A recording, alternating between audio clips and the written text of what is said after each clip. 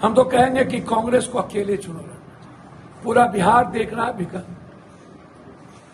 हमसे व्यक्तिगत पूछिएगा तो खास तौर पर यंग इंटेंसिव डॉक्टर रात के 12 बजे जुर्म करते हैं, छेड़खानी करते हैं। यदि 13 करोड़ जनता को बचाना है ना, तो कांग्रेस को अकेले सभी जात वर्ग धर्म गरीब, जिस तरीके से Rahul ji EBC OBC ST SC संविधान और गरीबों की इकोनॉमी की बात कर रहा है, बीवी वही डॉक्टर, बेटी वही डॉक्टर, दामाद वही डॉक्टर।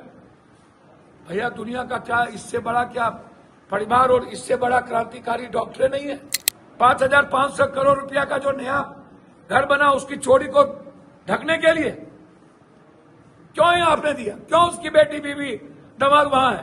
नमस्कार, लाइव बिहार देख रहे हैं आप। आपके साथ मैं स्नेहा गुप्ता। ये साल के अंत में बिहार विधानसभा चुनाव है। ऐसे में जहां एक तरफ इंडिया गठबंधन है तो दूसरी तरफ एनडीए है और दोनों ही ताबड़तोड़ तैयारी कर रहे हैं। इसी बीच पूर्णिया के निर्दलीय सांसद पप्पू यादव जो है वो कांग्रेस को सलाह देते हुए नजर आ रहे हैं। उन्होंने कहा है कि अगर कांग्रेस बिहार विधानसभा चुनाव अकेले लड़ेगी तो ज्यादा बेहतरीन रहेगा।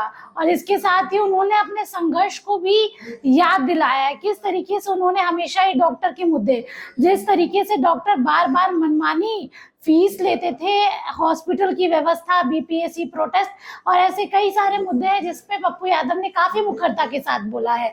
उन सब के बारे में गिनवा रहे हैं। पहले हम चाहेंगे कि निर्दलीय सांसद पप्पू यादव को आप सुनिए। इस संघर्ष जस्टिस के लिए याद कीजिए, बीपीएससी की लड़ाई सबसे ज्यादा पप्पू यादव ने लड़ी, अन्य मुद्दों पर सबसे ज्यादा पप्पू यादव ने लड़ी, अपराधी माफियाओं के खिलाफ सबसे ज्यादा पप्पू यादव ने लड़ी। एक संघर्ष। दूसरा भ्रष्टाचार। जब हम डॉक्टर के खिलाफ लड़ते थे तो सब नेता कहता था कि क्या पप्पू यादव जी खाली डॉक्टर के खिलाफ लड़। आज जब सबको डॉक्टर लतिया रहा है, मार रहा है, गाली दे रहा है, तो अब सारे नेता को लगता है कि डॉक्टर जल्लाद है। हम तो बहुत दिनों से कहते हैं कि लगभग डॉक्टर 2-4-5% डॉक्टर को छोड़ दिया जाए, तो लगभग डॉक्टर और खास तौर पर यंग इंटेंसिव डॉक्टर रात के 12 बजे जुर्म करते हैं, छेड़खानी करते हैं। एक मामला नहीं है। पूर्णिया के सुपरिटेंडेंट पैसा 50,000 रुपया स्टूडेंट के हॉस्टल से लेता है, जो न्यूली इंटेंसिव कर रहा है उससे पैसा लेता है। पीएमसीएच के सुपरिटेंडेंट को 3 एक्सटेंशन मिला है श्री ठाकुर को, बीवी वही डॉक्टर, बेटी वही डॉक्टर, दामाद वही डॉक्टर।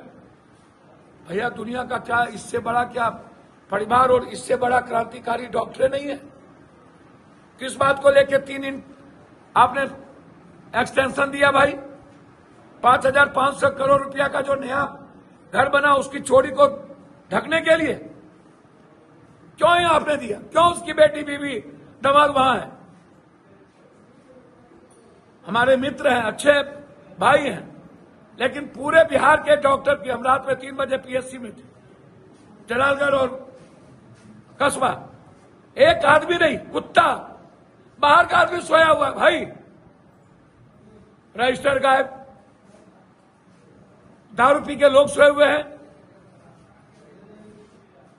मात्र एक तो डिलीवरी केसेस, वो भी डिलीवरी किसको रेफर किया वो भी नहीं।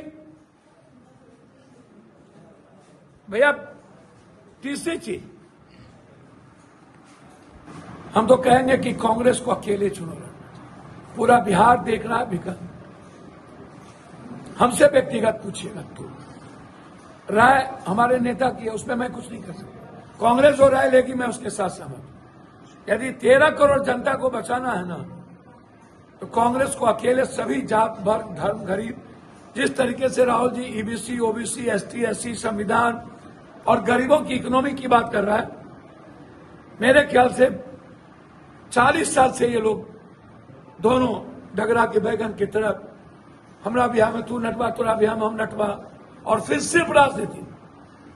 मुझे लगता है कि कोई नई रास्ते तो अख्तियार हो और कांग्रेस को अकेला राह दिखना। तो सुना आपने क्या कुछ कहा पप्पू यादव ने। सबसे पहले तो उन्होंने ये कहा है कि कांग्रेस को अकेले चुनाव लड़ना चाहिए, क्योंकि बिहार की अगर हम बात करें तो दोनों ही पार्टियां सिर्फ सत्ता की मलाई खा रही हैं और ऐसे में बिहार का हाल बेहाल है।